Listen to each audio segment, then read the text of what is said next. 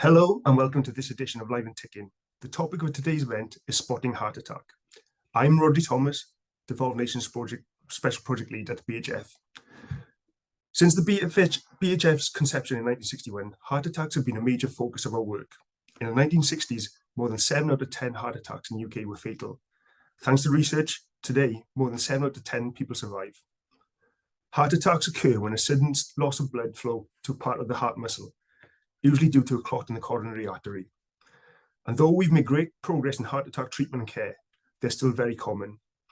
Every 5 minutes, someone is admitted to the UK hospital due to a heart attack. Later today, Professor Michelle Williams from the University of Edinburgh is going to talk through us through her work using routine chest scans to pick up heart disease earlier, potentially providing preventative treatment in order to stop patients from ever experiencing heart attacks. Really exciting stuff. But before that, we'll be hearing from Neena Chauhan. Neena's life took an unexpected turn when she suffered an out-of-the-blue heart attack at the age of 27. Although she experienced waves of pains in the weeks before, as a reasonably fit young woman with no history of heart problems, a heart attack was something Neena was not considered to be a possibility. We'll hear more about Neena's extraordinary journey in just a moment. If you have any questions for Neena or Michelle, please submit them via the Q&A function throughout the talks. We will also be joined by Senior Cardiac Nurse Regina Gibbling for questions. We will try and answer as many questions as possible during the Q&A. However, if we're unable to answer your question, then you can call our heart helpline and speak directly to one of our cardiac nurses. You can also join our Health Unlocked community forum for support. This forum provides a safe space to discuss living with heart and circulatory diseases. All of our incredible research is funded 100% by you, the public. If you are inspired by what you hear today, then all donations to support our life-saving work are very much welcomed and appreciated. There's a link to donate in the chat box should you wish to do so. Finally, before we hear from our speakers today, I would like to ask you a quick poll question. How would you rate your understanding of heart attack? 1 being very little, 5 being a lot.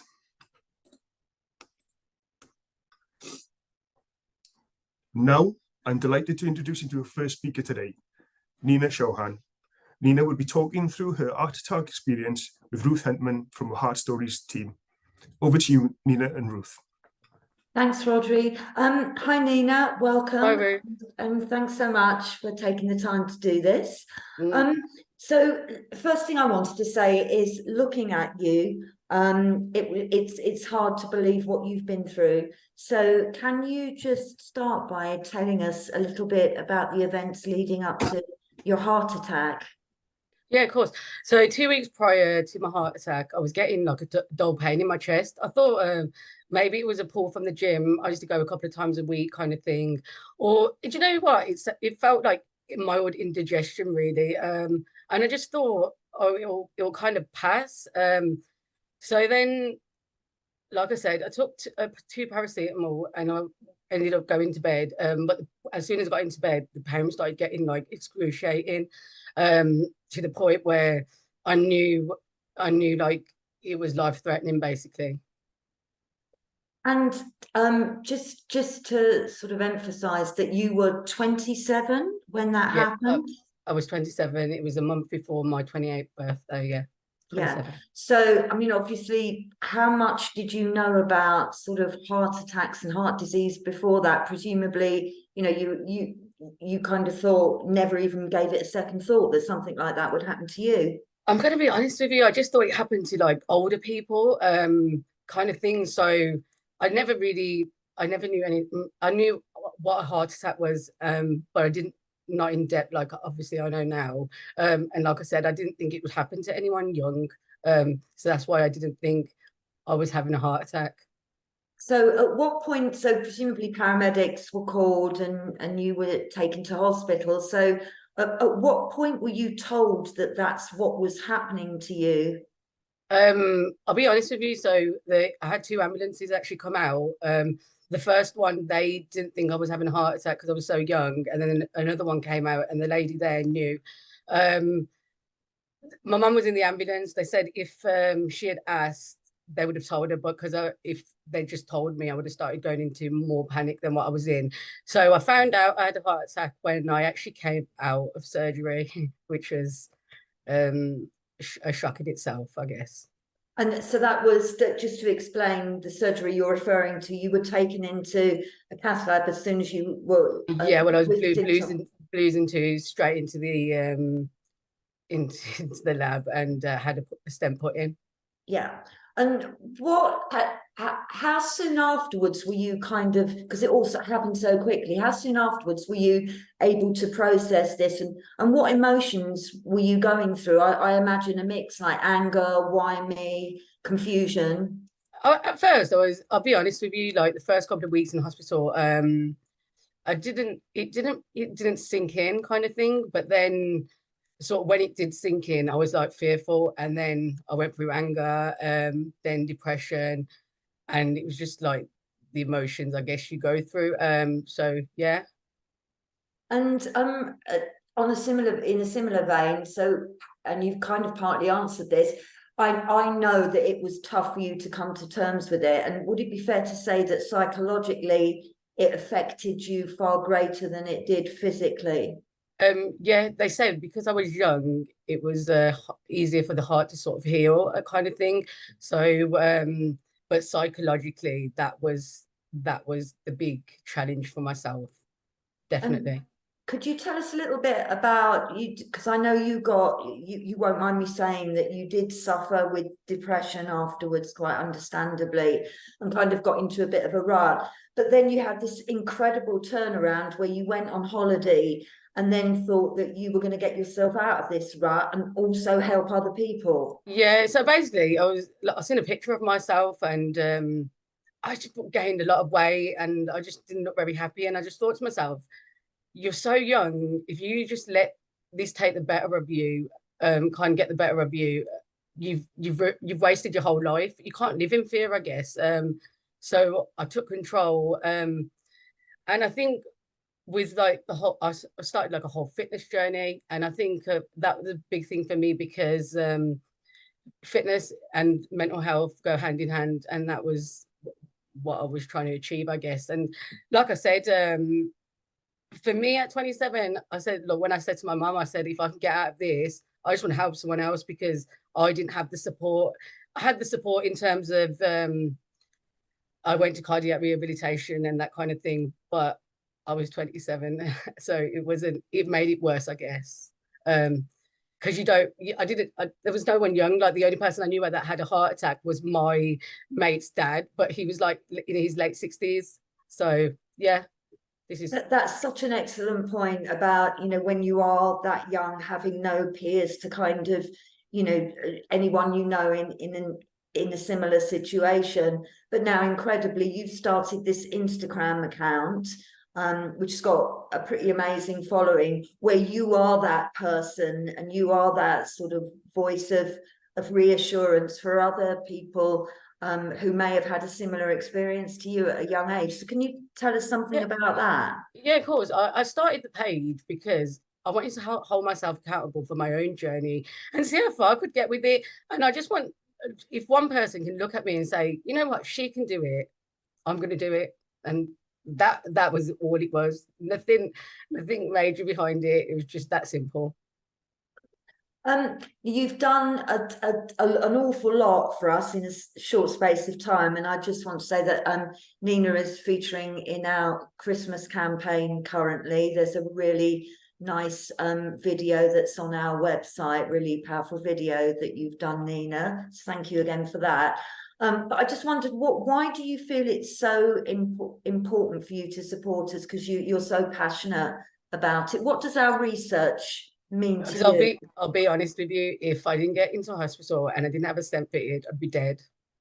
And I think it saved my life, like literally. So I'm very passionate about that. And is there anything that you'd like to say to kind of our BHF research community and people like Professor Williams, and any message that you'd like to give them? Keep up like the hard work, and thank you. Fantastic. Thanks again, Neena. I'm sure we'll have a few questions. And yeah, no problem. Thank you very much for sharing that so eloquently. Thank you for having me. Thank you, Neena. Thank you, Ruth. there are questions coming in, but we're going to keep the questions till the end. But if you do have any questions throughout the presentation, please put them in and we'll get to them at the end. Yeah, thanks again, Neena. Amazing, inspirational story. Thanks for your good work. Thanks for your support for the BHF. And yeah, thank you so much for your time today. Now, you can read more about Neena's story via the link in the chat box. Our next speaker is Professor Michelle Williams, who's going to talk us through what she's been doing to pick up heart disease earlier. So, Michelle, over to you. Thanks very much indeed, Roddy. It's wonderful to be here today. And thanks again, Neena, for sharing such an incredible story. It's really inspiring. So I've shared some slides here, and I'm going to talk about some of the research that we're doing here in Edinburgh. So I'm a professor of cardiovascular imaging at the University of Edinburgh, and I'm also Associate Director of the British Heart Foundation Data Science Centre. And I'm going to talk about what a heart attack is, and what the relationship of coronary artery disease is to that. I'm going to talk about some of the coronary artery imaging research that we're doing here in Edinburgh. And I'm going to talk a bit about the future, which I think is really exciting. So I am a radiologist. I am a medical doctor who specializes in looking at images, all sorts of different images, X-rays, scans, ultrasounds, CT scans, MRI scans, PET scans. And you can see that on some of the examples of the types of imaging I get to look at every day on the screen here. I am incredibly grateful to the British Heart Foundation and all of the supporters of the British Heart Foundation. My research has been funded by the British Heart Foundation since I started over 10 years ago. I was initially a PhD scholarship person, and then I had a clinical research training fellowship from the British Heart Foundation, and then I was funded on various program grants by the British Heart Foundation, and now I have an intermediate clinical research fellowship, again funded by the British Heart Foundation. So incredibly grateful for all of the support that everyone gives. It's helping to do all of this amazing research that I'm going to share with you today. So first of all, let's have a chat about what is a heart attack and what is coronary artery disease. So a heart attack happens when there's a problem with the blood supply to the heart. Something causes one of the heart blood vessels, the coronary arteries, to become blocked. There's several things that can cause that, and I'll come back to that in a minute. Now, symptoms of a heart attack vary from person to person. Everyone experiences it slightly differently. These are some of the common symptoms. You heard Neena also describe some of the common symptoms of heart attack. Chest pain or discomfort that doesn't go away, pain that might spread to the arm, pain that might spread to the neck or jaw, associated maybe with some other things like sickness or shortness of breath or other symptoms. And if you do experience, or someone you know experiences these symptoms, think quickly, call 999 and get help. There's more information on the British Heart Foundation website all about this and the other things I'm going to talk about. So that's a heart attack. The next thing I'm going to talk about is coronary artery disease and how that relates to heart attacks. Coronary artery disease, the coronary arteries are the blood vessels that supply the heart. And coronary artery disease is a buildup of fatty or hardened material inside these blood vessels. This has various names. It might be called atheroma, it might be called hardening of the arteries, and it can cause the blood vessels to become narrowed. And narrowing of the blood vessels can reduce the blood flow to the heart and sometimes causes symptoms like angina, chest pain, shortness of breath. Coronary artery disease is actually quite common. Many people have coronary artery disease and actually don't know that they have coronary artery disease. In some of our studies looking at asymptomatic people, people without a history of coronary artery disease, between 30 and 40% of people actually have evidence on scans of coronary artery disease. For many people, it doesn't cause any problems throughout their entire life. But for some people, a little bit of this atheroma, this hardening, this plaque can break off and can cause a blood vessel to become blocked and can cause a heart attack. Other things can cause heart attacks, such as spasms of the blood vessels or dissections of the blood vessels, but coronary artery disease, breaking off and blocking a blood vessel is one of the commonest causes of heart attacks. And again, there's more information on the British Heart Foundation website about coronary artery disease. Now, there's many things we can do to keep our hearts fit and healthy, and these all help reduce the risk of this. So I'm going to now talk about some of the imaging research we're doing into coronary artery disease. So why do I study the heart? I study the heart because it's one of the most incredible organs in the body. It beats 2.5 billion times in a lifetime, and it never gets a day off. And it's a really interesting combination of things. It's a pump. It's one of the most incredible pumps that's ever been designed. It never stops. It's got valves that control where the blood goes and keeps everything flowing in the right place. It's an electronic system that carefully controls what pumps at what time and what moves at what time. And it also has millions of tiny blood vessels going everything in the body. So there's lots of things that we can study here with the heart. And research into imaging can help look at all of these different things. So the heart is an incredible organ, and that's the first reason I study it. The second reason I study it is because heart disease is really important. It remains one of the biggest killers around the world. Cardiovascular disease is responsible for 17 million deaths around the world every year. In the UK, 7.6 million people are living with heart and circulatory disease. Someone dies from heart and circulatory disease every 3 minutes, and every 5 minutes, someone is admitted to hospital with a stroke. Congenital heart disease in babies is also an important condition as well. So it's a cardiovascular disease, and the work done by the British Heart Foundation is incredibly important. So why do I use imaging? Well, an image speaks 1,000 words, and this really is true. We can tell so much about the heart and the cardiovascular system by looking at it. And medical imaging, really quite incredible, the types of scans that we can do now to gain a picture of the heart. I look at lots of different types of scans in my research, and these range from things like bedside echocardiograms, which use sound waves to look at the heart, all the way through to state-of-the-art scanners that use X-rays or MRI or new radio tracers to look at the heart in these scanners. One of the things I spend most of my time doing is looking at the blood vessels around the heart, and that's using CT scans.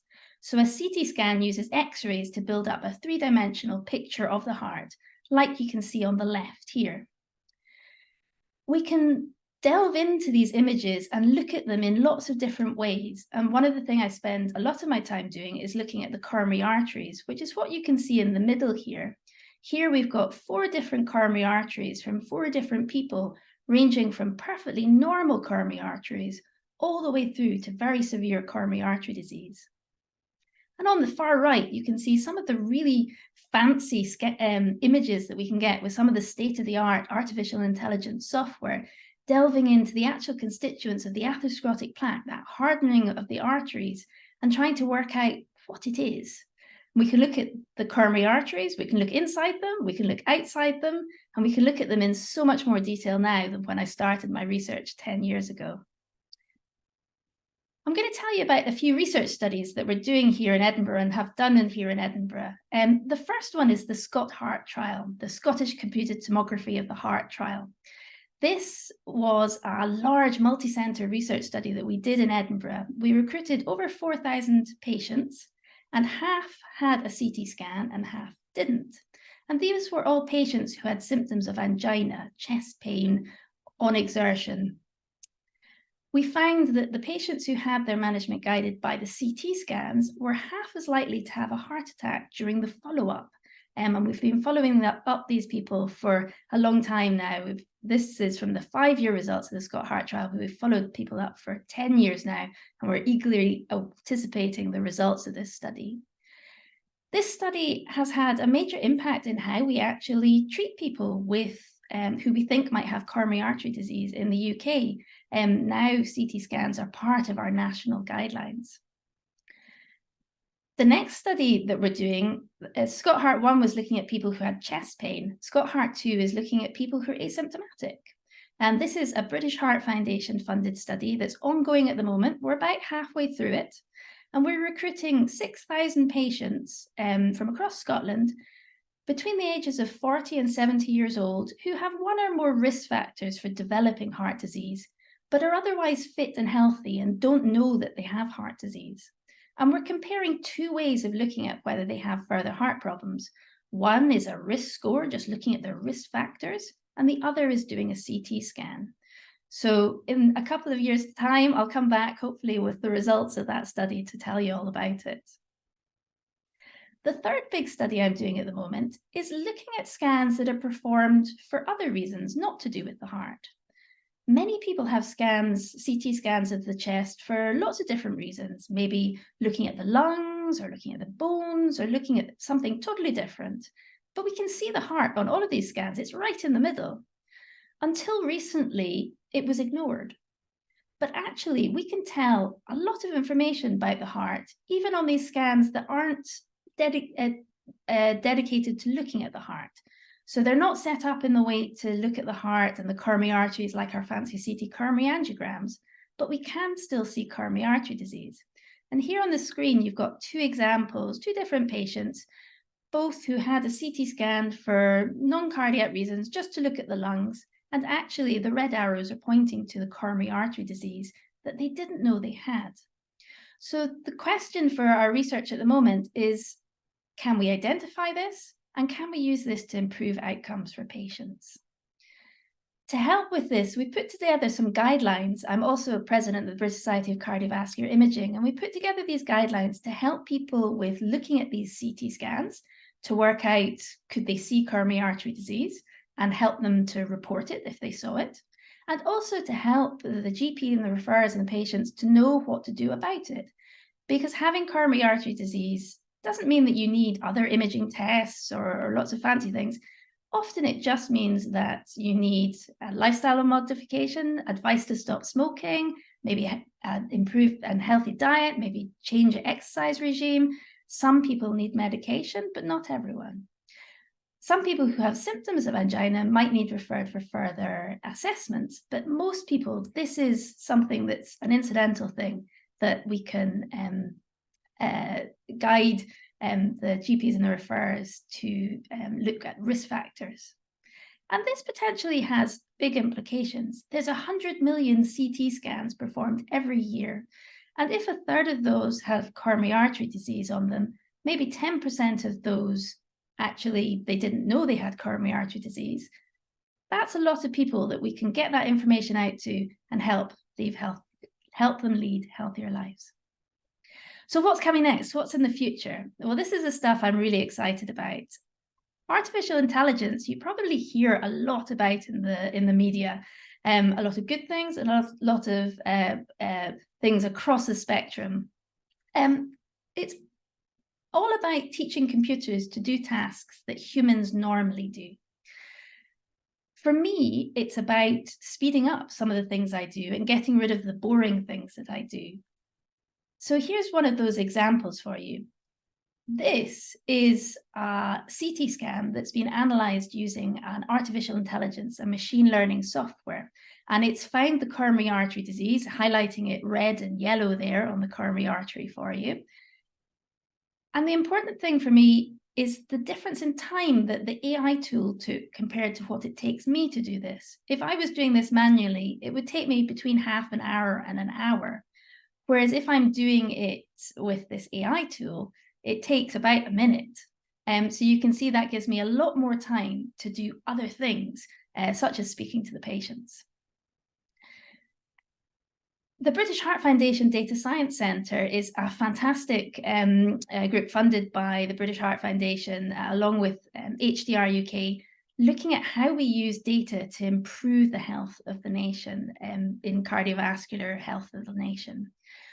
I'm one of the associate directors, and in particular, I use imaging and look at how we improve the use of imaging for this. And one of the things we've done recently is a big public survey to identify the most important areas for research into cardiovascular disease. So I'm sure some of the people on the call might have contributed to this. So thank you so much for your help with this. It's helped us prioritize what areas of research are most important to patients and the public, and also how we should think about prioritizing research. You can see here the top 5 areas of research which were most important to patients and the public were treatment, quality of life, diagnosis, prevention, and understanding disease. And the top 5 ways that they thought that research should be prioritized were about how to make a positive impact for patients, the potential to be used in the UK health system, important questions to address, reduces healthcare inequalities, and were relevant to the study participants. So you can find out more about the work of the BHF Data Science Centre at that website there. Lots of really exciting research there, looking at how we use healthcare data, routinely collected clinical and imaging data to improve the cardiovascular health of the nation. So finally, I'd like to show you this image. So this is a beautiful image of the heart, but it is entirely made up by a computer. It's an AI-generated image of the heart. At first glance, it looks really real. If I was looking quickly, I could be fooled by this. But if you look deeper at it, you can see that some of the branching pattern isn't quite right. Some things are connected up that shouldn't be connected up. And this really highlights that AI has lots of potentials, but we've still got an awful lot of work to do. There's a lot of things that we need to do in terms of better ways to develop AI, better ways to use AI, and better regulations around AI. So this, I was delighted, this was one of the pictures that was selected for the British Heart Foundation Reflections in Research competition shortlist. So it's great that lots of people are able to see this image, which I think is really cool. So that's me at about 15 minutes now. So we've talked about what a heart attack is, what coronary artery disease is, some of the research that we're doing into imaging these coronary arteries, and some of the things I think will be really exciting for the future. So thank you very much indeed. Thank you, Professor. Thank you, Michelle. Amazing. Just so great for you to be able to put science fiction, I call it science fiction, because what you're doing is amazing, into layman's terms and makes all understand. So thank you for your time, and yeah, amazing to hear your research. And yes, please come back in a couple of years and tell us about some of the results, because yeah, some of that stuff is really exciting. So thank you so much. We've been joined by Regina, which is one of our cardiac nurses. Hi, Regina, welcome. So we're going to go into the Q&A session now. So we have had some questions in. Please feel free to add to the questions. As mentioned before, we might not get to all of them, but we'll do our very best to go for the next kind of 10-15 minutes and see where we go. Okay, so if you remember Neena, we spoke to Neena before. Neena, you've got lots of questions, and people want to know a bit more about you and what you went through, I guess. So the first 2 questions that we've had is, how was it to come into terms with the heart attack at such a young age? And then linked to that, what was the reaction from your friends and family, and how they supported you through that? Could you just tell us a little bit? Yeah, my friends and family have been nothing but great. Like, they've been supportive, but like I said, they hadn't experienced it, so it's still a lonely kind of feeling. Coming to terms with it, I did go through the cycle of fearful anger and that kind of thing. Yeah. But I'm going to be honest with you, in the end, I actually went and got a psychiatrist, and that was like a major key for me. And I sort of went on the fitness journey, and that's really great for your mental health. So that's how I sort of dealt with it, I guess. Yeah, and I guess the next question is, has the experience changed the way you live your life and your outlook at life? Yeah, definitely. Life's too short, kind of thing. And I know it's really cliche to say, but it actually is. So you just got to make the most of every opportunity you've got, I guess. I am more aware of my heart, and I'm a little bit of a gym bunny. So yeah, it has changed, not drastically. I'm still your average girl, but yeah, I've made some changes. Did you go to the gym as regularly before your no, I used to go a couple of times a kind of week, dabble in it, but now it's pretty much six days a week. Okay, cool. Okay, next question. I guess this might come to Regina first of all. Regina, what is the difference between a heart attack and a cardiac arrest? Thank you again, Neena and Professor Williams, for sharing your research and for sharing your story, Neena. Very, very interesting and very inspirational. So getting to the question. So a A heart attack is when you have a blood supply problem to the heart. So it could be a narrowing is built up, called atheroma, fatty tissue builds up inside the artery. The blood isn't able to get to the heart on time, and the person feels pain in the chest because of lack of oxygen to the heart muscle. That is a heart attack. And a cardiac arrest is whenever your heart actually stops beating, and this is a medical emergency. Because your heart has stopped beating, it's not pumping blood around the body, and usually the person has stopped breathing as well. A heart attack can lead to a cardiac arrest, so a heart attack is also an emergency. So if you're experiencing chest discomfort or any of the symptoms that Michelle has mentioned, such as so chest pain in the center of your chest that moves up to the neck, jaw, shoulders, down your arms or back, or chest pain and nausea, or actually vomiting, chest pain and shortness of breath, chest pain and another symptom, that could be heart attack. It is a medical emergency, so please dial 999 to get an ambulance. Thank you very much. I hope that's answered the question. Professor Williams, someone's interested to know, why did you decide to go into this area of research particularly? Thanks for the question. Yeah, so for me, it was a combination of things. I was looking through all of the different bits of the body, trying to work out where I was going to specialize and spend the rest of my life. And the heart just fascinated me. The fact that it can do all of these cool things, and the fact that we still didn't know why it did any of those and why heart attacks happened. At the time, it seemed like a fantastic place to do some amazing research and make a difference, which is what it's all about. So it was a combination of reasons, all building up to me being certain that this was the best thing to research. Amazing. Well, we're very grateful that you did make that decision. Thank you. Neena, a couple more for you. What advice would you give to someone trying to start their fitness journey? Go at your own pace. Don't watch other people, and do what you can, and you have to listen to your body, and you know how much you can push it. So yeah, that's what I kind of did. In the beginning, I was doing, I didn't even go to the gym. I was training at home kind of thing, because I had really bad anxiety, and then I just built myself up kind of thing. And I think that's the most important thing, really. Regina, is there any advice, professional advice you'd add to that? Yes, exactly what Neena says, go at your own pace. But Neena also mentioned the cardiac rehabilitation program, which is really important for recovery with patients who've had a heart attack and who've had stents put in as well. But in the cardiac rehabilitation environment, sometimes they do it face-to-face, sometimes it's telephone, or sometimes it's online. Whatever the program is in your local area, the cardiac rehab will be in touch to help support you. But it's not just about exercise, it's also about lifestyle changes, and it's also about individualizing that program.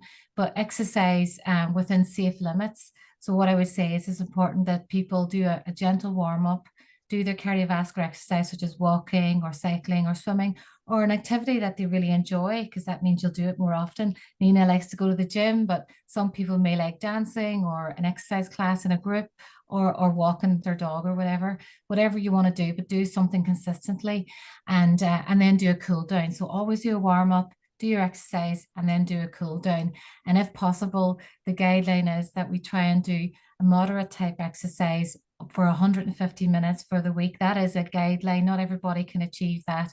But that would be the suggestion to keep your heart fit and healthy. Moderate exercise is whenever you raise your heart rate, which means that you're a little bit short of breath, but you're able to talk. That's how you would measure it.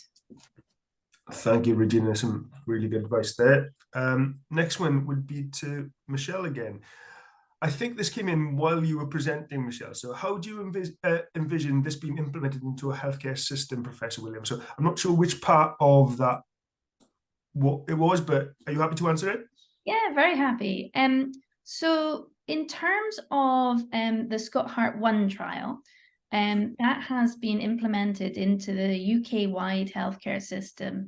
Our guidelines changed in 2016 about how we manage patients who have suspected angina due to coronary artery disease. So chest pain or chest pain-like symptoms that we think might be caused by the heart blood vessels. And a CT scan is now one of the tests that we do for patients, or some patients that are being assessed for that by the cardiology team. So that's part of what we do now. partly because of the Scott Heart trial, but there were other trials and things going on at the same time that sort of guided that.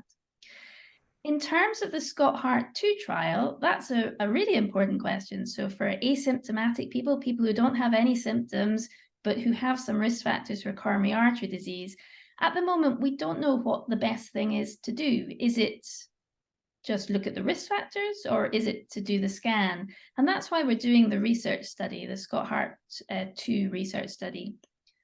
It'll be a couple of years before we get the results of that. And it does depend on what the results of that show, depending on what we'll do with the results of that. If it shows that there's no benefit, then we do exactly what we're doing and we don't make any changes.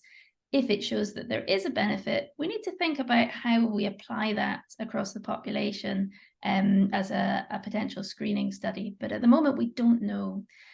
In terms of the third type of research, the looking for heart disease on scans that are done for non-cardiac reasons, we've put together the guidelines to help people report that, to help get that information out to patients and to doctors so that they can act on it if it's there, if it's needed. So that's more about what we're already doing, but can we do it more efficiently? So in the future, maybe there'll be AI tools like the ones that we're trying to develop to make that faster and quicker and easier.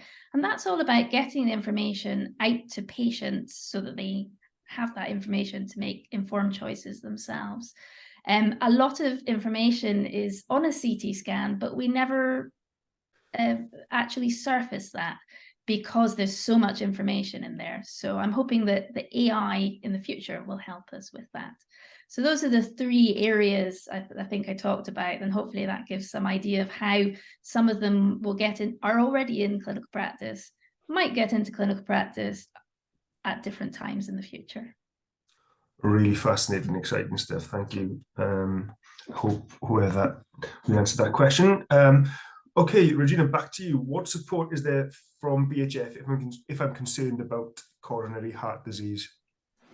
We have lots of information and support on our website with regards to symptoms, treatments, tests, the latest research that we're funding.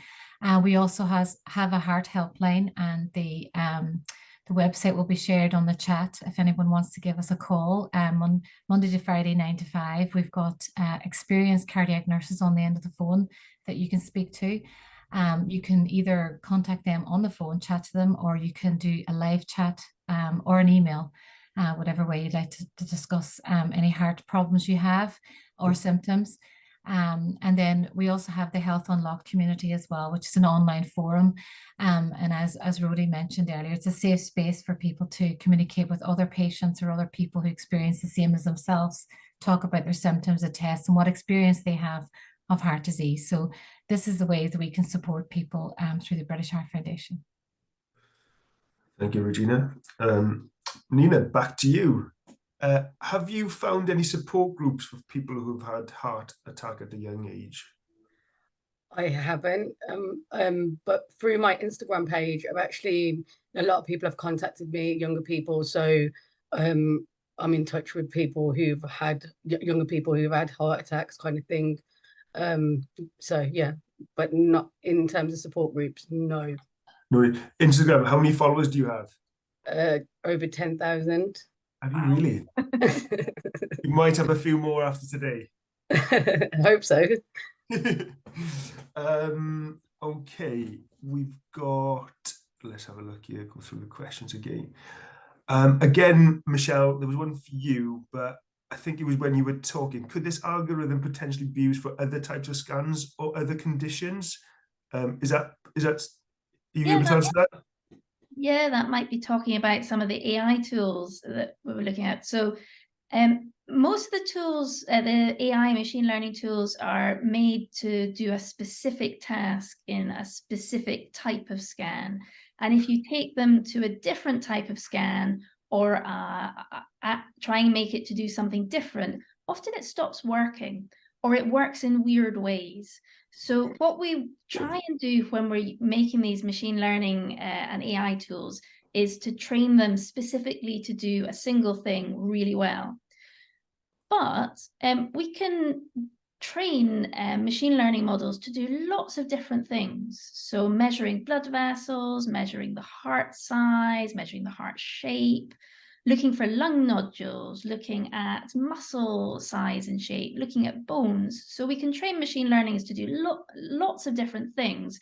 But one that's trained to do a specific task is usually not very good to do another task. Great, thank you. That's a really clear explanation. Regina, there's a couple of questions about chest pain and defining a heart attack. So, can you have a heart attack without chest pain? Can you have a heart attack without chest pain? And how did doctors find out that it is indeed a heart attack? Okay, I'll take the second one first because the first one's harder to answer. Yeah. So the second question is, sorry, repeat the second question again. Sorry, how do doctors find out that it is indeed a heart attack? Okay, well, someone will suspect, a doctor or a paramedic will suspect that someone's having a heart attack from the symptoms they describe. So as Neena was mentioning, it's central chest pain, they might be sweaty, they might feel very unwell, they might describe the pain as moving up to the neck, jaw, shoulders, down your arms and back. So the symptoms, and also they'll think about the risk factors as well involved. So if there's somebody who smoked, or if somebody in their family have heart disease, that makes them more prone to have a heart attack, and age can come into it as well. But some of the tests they can do, so the paramedics will come along and will do an ECG, and for some people that can show some changes straight away. For others it doesn't. But if they have chest pain and they're not feeling very well, most of the time they're in an emergency situation, the ambulance, the paramedics bring them directly into the hospital, and they'll do a blood test. There's a blood test they can do to check for what's called cardiac enzymes, and this is like it's a, how do I describe it? It's an enzyme into the blood which only comes out whenever there's muscle damage done to the heart. So remember, there's a blockage to the arteries of the heart. That blockage is preventing the blood getting to the muscle of the heart, and that's whenever these enzymes are released in the blood. So there's clear indications from all those things that this person needs that artery open straight away. So that if that's the case, they'll bring them straight to the cath lab. The cath lab is an environment where we're able to do a test called an angiogram, which means it's like an X-ray. They inject dye up into the arteries of the heart, take photographs of the heart and the blood supply, and usually they can see the blockage there and then, and treat it with a balloon opening up the artery, and deploy a stent, which is like a scaffolding for inside the artery. And I think Neena's had one of those during her emergency procedure. And once that blood supply is restored, most people's pain disappears, as in the pain at the time of the emergency. Some people still have some residual pain, but most people's pain should go away, and they should start to feel a lot better and be out of that emergency situation. And what was the first question again? It was, can you have a heart attack without chest pain? I think it's just gone down the list. I would say most people do experience chest pain. In my experience, 20 years of cardiac nurse, there are some on occasions that don't experience any chest pain, or they get intermittent type experience. They describe it as indigestive type discomfort. It is a type of chest pain in my opinion, but there are some times where people don't experience pain in the same way. We do know there's some research that I think diabetics experience the chest discomfort differently from like the standard chest discomfort, that diabetics don't experience the same because of their nerve endings and how they experience pain. So, you know, when someone comes into hospital, you know, the doctors really have to differentiate whether this is a heart attack or not. And usually they can tell from some of the tests I've just mentioned. But yeah, it's not always going to present itself as, not everybody is the same. Some people will experience different symptoms, and it'll be up to the medical staff to figure out what's going on and to give that person the help that they need. Is there anything else to add, Michelle, that I missed out about the chest pain question? Because that's a hard one. That sounds really good. I think you're entirely right. Everyone experiences it slightly different, and what I think of as pain might not be pain specifically, particularly those weird heaviness, indigestion like symptoms.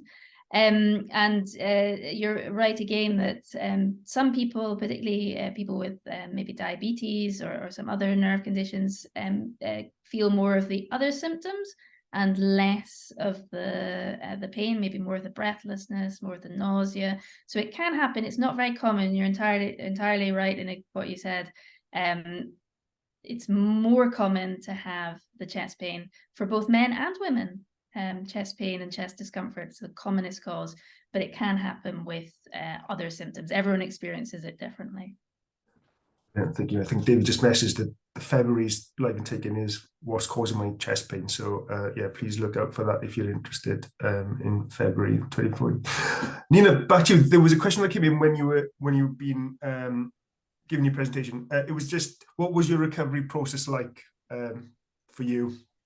The recovery process for me was more of a mental one than a physical one kind of thing, because I was so young, and the heart will sort of heal itself quicker. So yeah, the mental kind of process was the harder thing for me. Yeah, and Mr. Michelle. Michelle, a lot of work is obviously being done now for prevention and detection.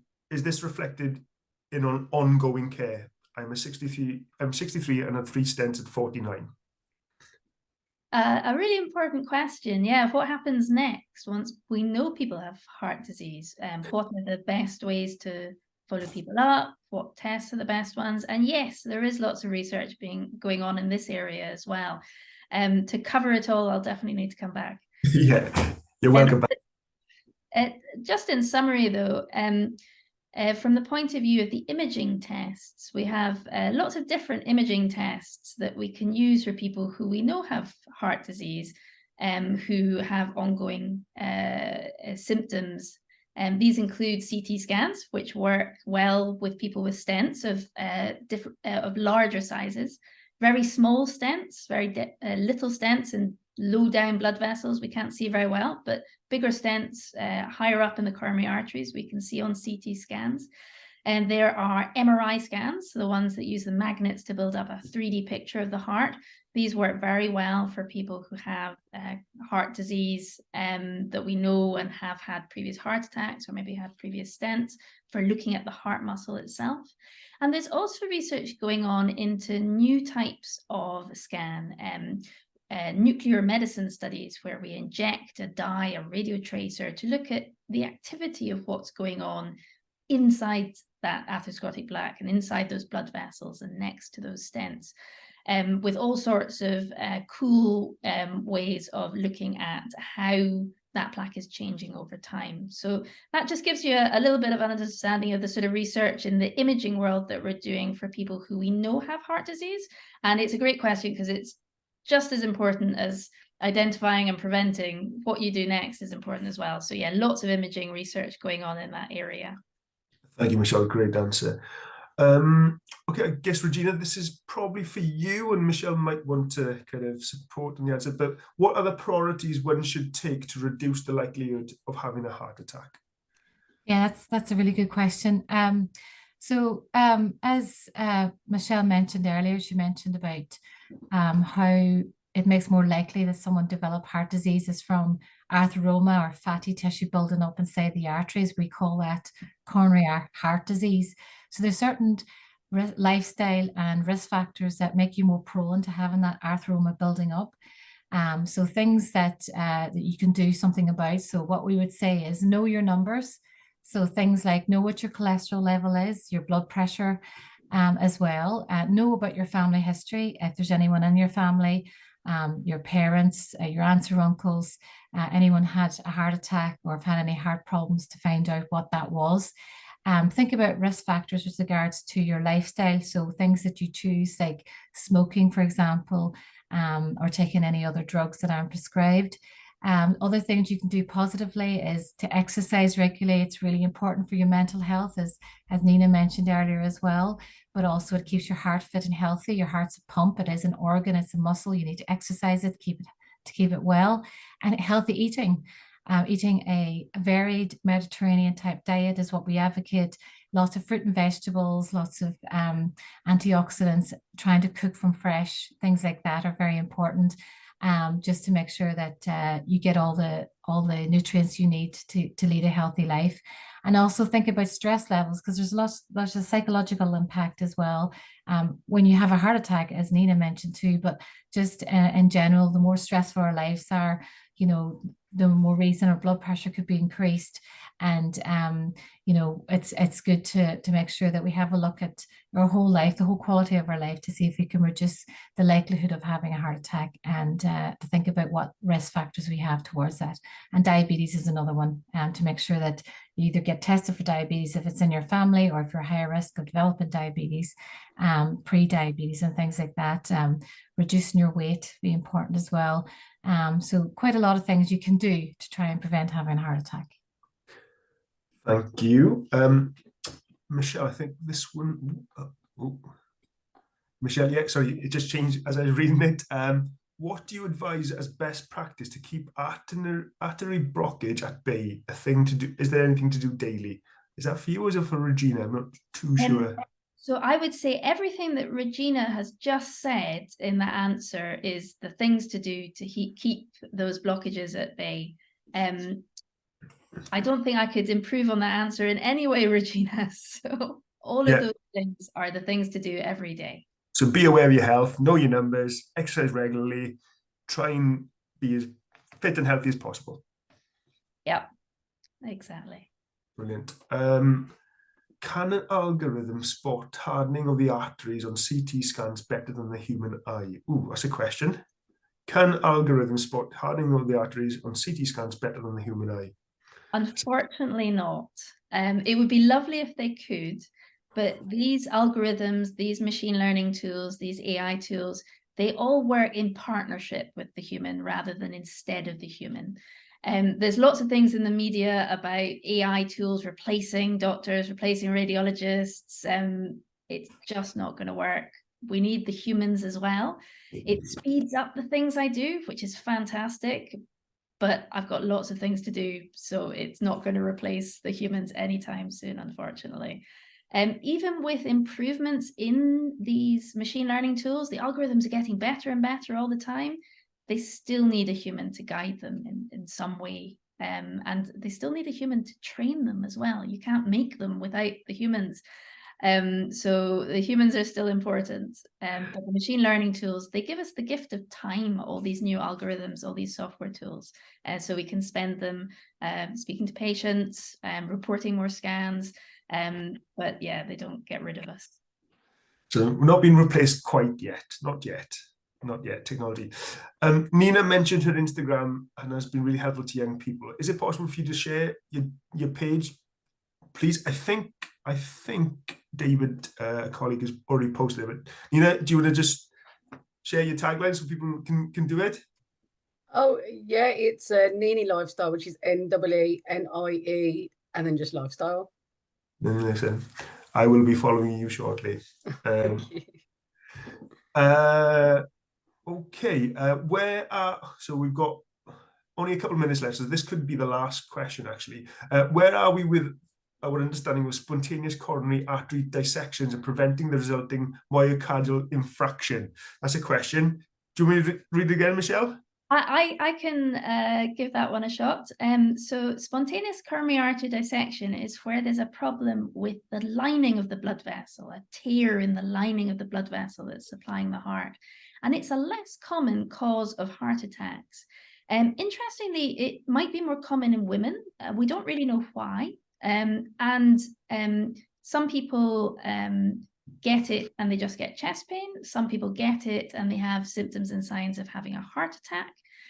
And some people, it causes a blockage of the blood vessel. And there's lots of research going on into this at the moment, trying to work out why people get it, how should we treat it, what should we do with these blood vessels.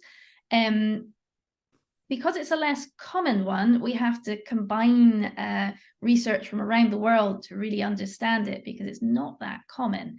There are different ways that we can look at it with imaging tests. We see it on imaging in the cath lab, we see it on scans, but it's one of those ones that we still don't know exactly like everything about it yet. It's one of those ones we're still learning a lot about. In terms of what we should do with it, and very much what Regina has explained about keeping heart healthy, we think is important for these types of heart attacks as well.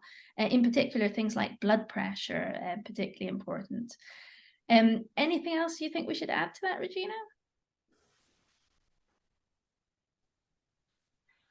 I agree with what you were saying. That it's quite a rare condition to have, and they are looking into it, doing more research. But as Michelle said, it seems that women, I think it's the age between 40s and 50s, it seems to be more prevalent. And most of these people don't have any other risk factors for heart disease too. So it's out of the blue. There's some suggestion that emotional stress can be a trigger, but that's not substantiated yet as far as I know. But yeah, I think overall the treatment is keeping the blood pressure low, looking at the other risk factors towards heart disease, and thinking about some of the triggers as well. But yeah, hopefully watch this space. Hopefully BHF will find the answers to that one. More research needed on that one. Exactly. Yes, more research needed. And yeah, thank you so much. That will conclude the Q&A for today. So first of all, thank you to my colleague Regina Gibbon-Carrickness for joining us for the Q&A. Professor Michelle Williams, thank you for sharing your amazing research and making it kind of so understandable for us today. Thank you so much. And most of all, yeah, Neena, thank you for your time and joining us and sharing your story. And thank you for your ongoing support. Please look out for a Christmas campaign featuring Neena's story. And yeah, don't forget that to follow Neena on Instagram and her future journey. So thank you very much. Thank you for having me as well. No worries. Thank you. So thank you for watching this edition of Live and Ticking. We hope you enjoyed hearing from all our brilliant speakers. Before we wrap up, I would like to ask a final poll question. How would you rate your understanding of heart attack? 1, very little. 5, a lot. If we haven't managed to answer your questions today, we then encourage you to visit our Heart Helpline, where you can contact a dedicated clinical team about your query. This is all made possible by you from your generous contributions and support. If you would like to make a donation towards our life-saving research, there's a link in the chat box to do so. Live and Ticking is a monthly webinar series, and we strive to produce the best events possible for you, our audience. Your feedback and comments are crucial to help us plan and develop future events. So we ask you, if you can complete the survey at the end of the event through email, you'll receive in the next coming days. This Live and Ticking event was recorded and will be available on YouTube channel from next week. Our next event will take place on the 13th of December, and it will be our annual science review of the year. Register using the link in the chat box. Thanks again for joining us, and goodbye.